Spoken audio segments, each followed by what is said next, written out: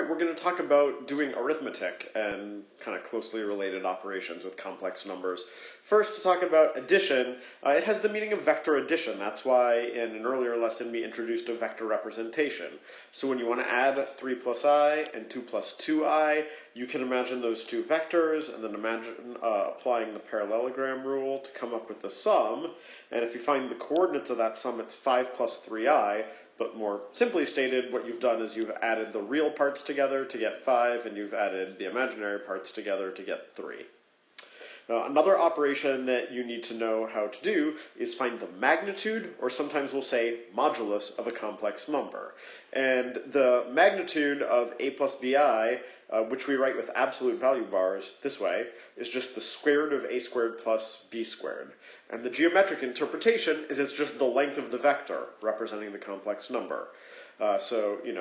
Magnitude of negative 3 minus 6i is square root of negative 3 squared plus square root of negative 6 squared. That's 3 root 5. Magnitude of 7i is just 7.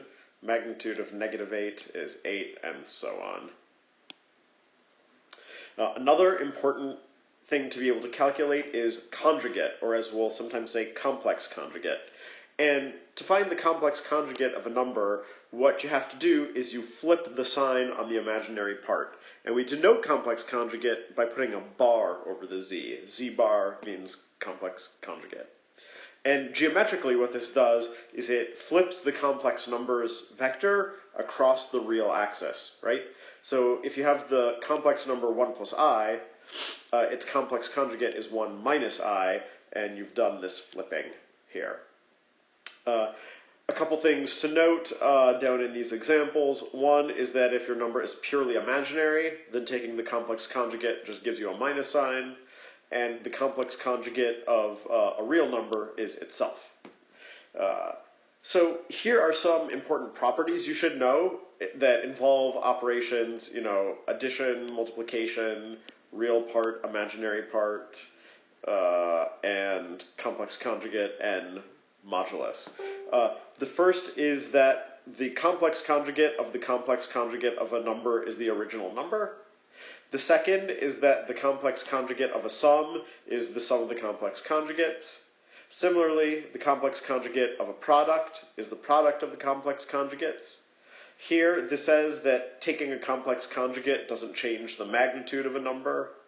This says that the magnitude of a product is the product of the magnitudes. What this says is that one way to find the real portion of a complex number is add its complex conjugate and then multiply by half. You can check that on your own. And similarly, the imaginary part of a complex number is the difference between z and z bar divided by 2i. These things are really straightforward to prove. You should be able to prove them on your own. This says that the magnitude of a number, complex number, has to be greater than or equal to 0, and the only time the magnitude is 0 is if the number itself is 0. And this says that another way to write the magnitude of something squared is to multiply the number by its complex conjugate. That's one you can and should check on your own as well.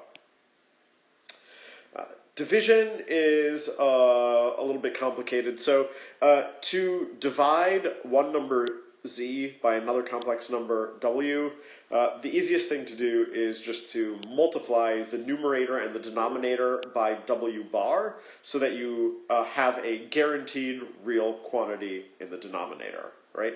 So z over w, we're going to write that as z over w times w bar over w bar. That's zw bar over the magnitude of w squared, and then the denominator is real, and we know what we mean by dividing by a real number. So here's your example. 6 minus 3i over 8 plus 2i. We multiply by this term, 8 minus 2i over 8 minus 2i. For the numerator, we have to carry out kind of manual multiplication of these two complex numbers. That's this result here. And in the denominator, we get the magnitude squared of 8 plus 2i. So that's 8 squared plus 2 squared, which is 64 plus 4. If you clean it all up, you get 42 minus 36i over 68, and you can simplify from there. One more thing to let you know about is polar form. So if we're thinking of complex numbers as vectors, we've been expressing them in Cartesian form so far, but you might remember polar coordinates, and it's really helpful sometimes to think of complex numbers that way. So complex numbers, we have that the Cartesian x-coordinate, which we're calling a here, that's our cosine theta, b, the imaginary part, that's our sine theta, and r is just the magnitude of the complex number. The angle theta that the complex number makes, we sometimes call an argument of the complex number z. So for this complex number here, this is the argument. And it's really important to notice that a complex number r comma theta is the same as r comma theta plus 2 pi k, where k is an integer, right? Meaning you can go around the unit circle any integer number of times, and you still have the same complex number. So we can notice that a plus bi is equal to r cos theta plus I r sine theta, and sometimes we can write that as r times cosine theta plus I sine theta. And you might have read that there's an expression that says cosine theta plus I sine theta is the same as e to the I theta. This is called Euler's formula, but writing the complex number this way, this is what we usually mean when we say the polar form of a complex number. We mean write it in the form r equals I theta, where this thing is the modulus, and this thing is the argument. And so let's go ahead and find a polar form just for a couple of examples. If we have -1 plus I, then the modulus r is square root of -1 squared plus 1 squared, that's root 2. Then x is our cosine theta, y is our sine theta, and if you work out the details and divide, you can find that tangent theta is -1, and you have to figure out what quadrant you're in when you take an inverse tangent, but it turns out theta is 3 pi over 4. So the polar form is z is square root of 2 e to the I times 3 pi over 4. Here's another example. Z is 3i, and so r is 0 squared plus 3 squared square root. That's just 3. We do x equals our cos theta, y equals our sine theta. You find cos theta equals 0, sine theta equals 1. That means theta is pi over 2. So z is 3 e to the I pi over 2.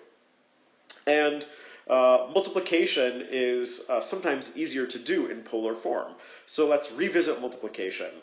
What's the geometric interpretation of the multiplication, or of the product of two complex numbers, z1, little r e to the I theta, and z2, which is big R e to the I phi? Well, we know how to do algebraic rules for multiplication. So z1 times z2 is r e to the I theta times big R e to the I phi. We can bring the moduli out in front. That's little r times big R. And then we have e to the I theta times e to the I phi. And we know from rules of exponentials that we can add the exponents. So this is rr e to the I theta plus phi. So the product of the two complex numbers has the magnitude little r times big R, and the angle, or the argument, theta plus phi. So I'll say that again. When you multiply two complex numbers, what you're doing is coming up with a product whose modulus is the product of the original moduli, and whose argument is the sum of the original moduli. All right, that's it. Thanks for listening.